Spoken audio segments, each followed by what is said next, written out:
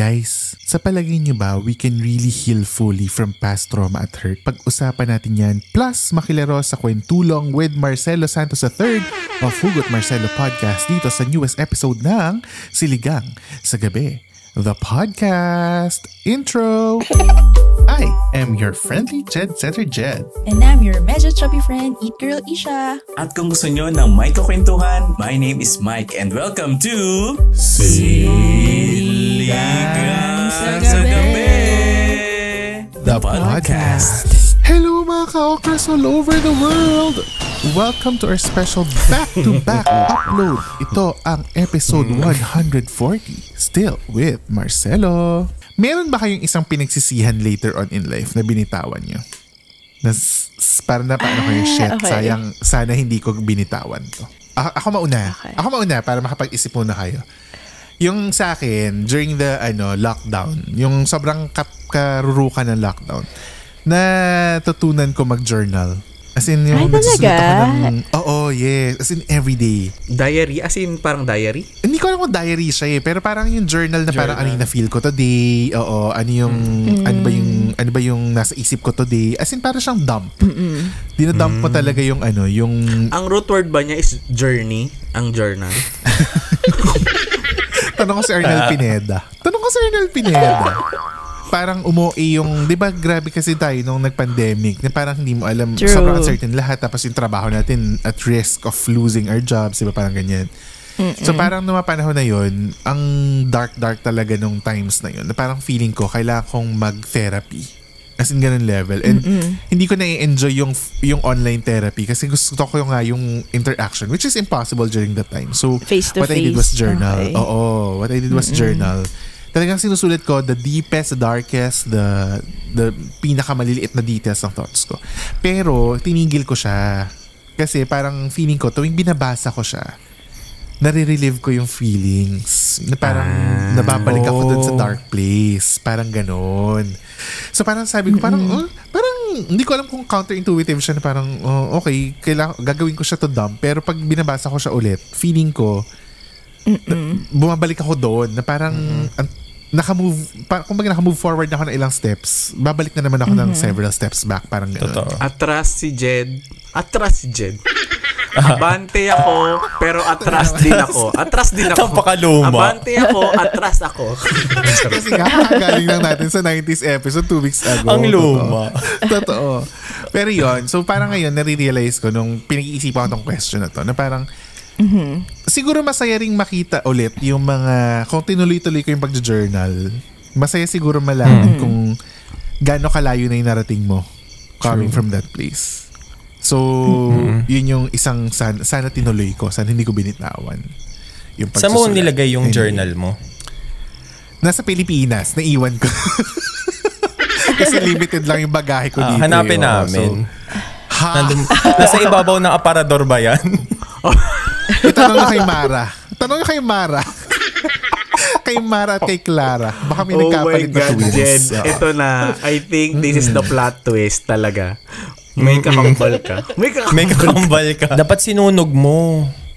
Actually, no. Oo nga, para mas ceremonial. Mas may drama. Totoo. Tapos nasa bus ka, no? Nagsunog sa bus. Selena. Nagpasabog ng bus. Totoo. Anyway, kayo. Before kasi nung pandemic, naging sobrang active ako sa pagpa-vlog.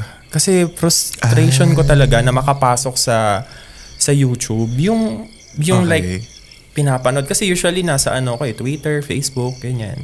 Tapos nakapasok na ako. Like for 1 month, naka 300,000 followers na ako noon. So, nandun na, nakapasok na ako. Parang bumitaw ako doon sa pag-upload ng mga content ko. Hindi ko alam. Siguro aminado naman ako na kapag nanggigil ako sa isang bagay, ginagawa ko yung best ko. Pero, nagpipick agad. Tas nawawala na ako ng gana. Tapos parang nabe-burn out na ako hanggang sa nawala na. Ayun talaga yung parang until now, yung frustration na gusto kong makabalik doon sa ganun. Kaso lang, lagi kong iniisip, too late na ba?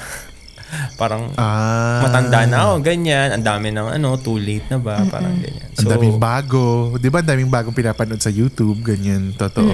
Nasasayangan ako kung sana inayos ko or what. Pero hindi ko naman kailangan sisihin yung sarili ko kasi nangyari na eh.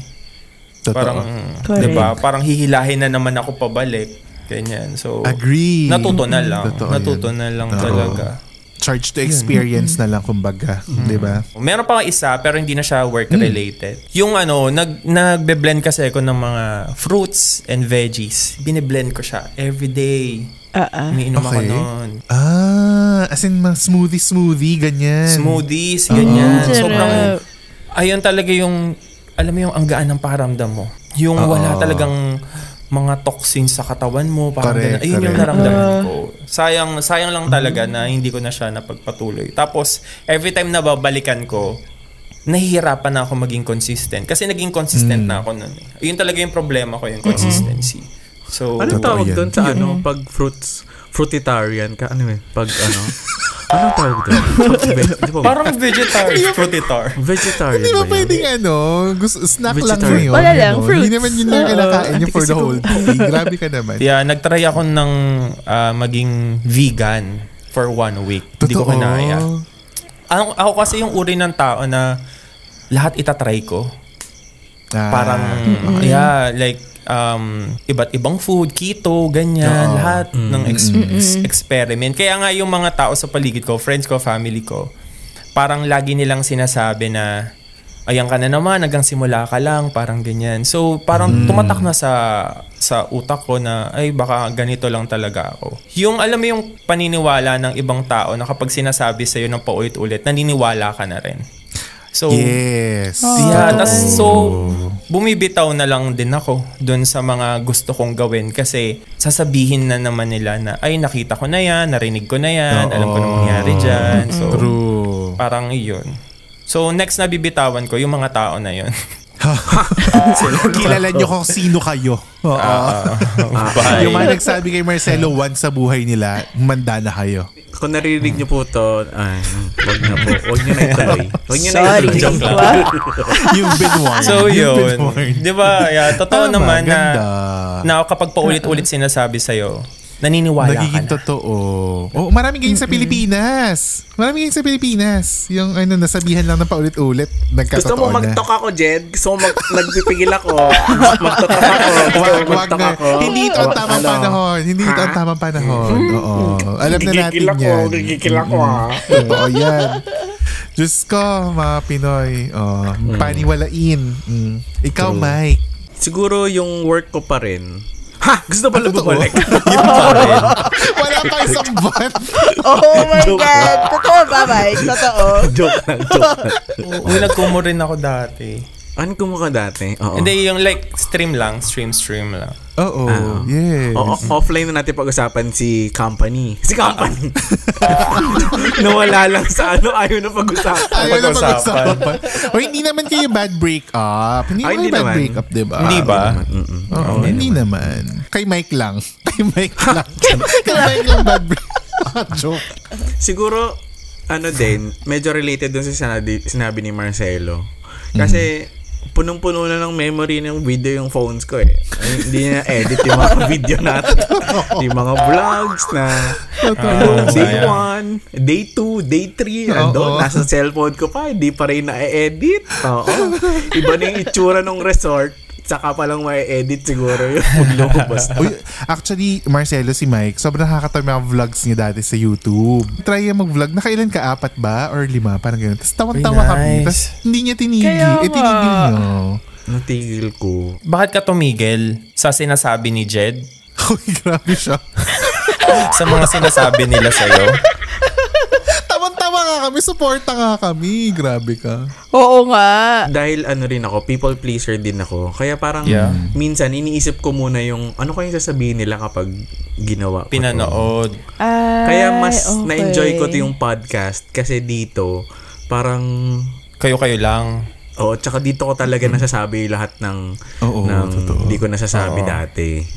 Ano siya, isang number 1 kalaban ng mga content creators yan. I'm not sure if si Marcel mag-agree. Pero parang minsan na-overtake tayo kung ano yung sasabihin ng iba dun sa ginagawa natin. It ends up na hindi siya matutuloy kasi nga wala na, nadala ka na ng mga sinasabi ng iba. Di ba parang ganun? Silingang sa Gabi is an original podcast produced, edited, laid out, and home-cooked by Jed, Isha, and Mike. Don't forget to follow us on Spotify to never miss an episode. Dahil may miss namin kayo.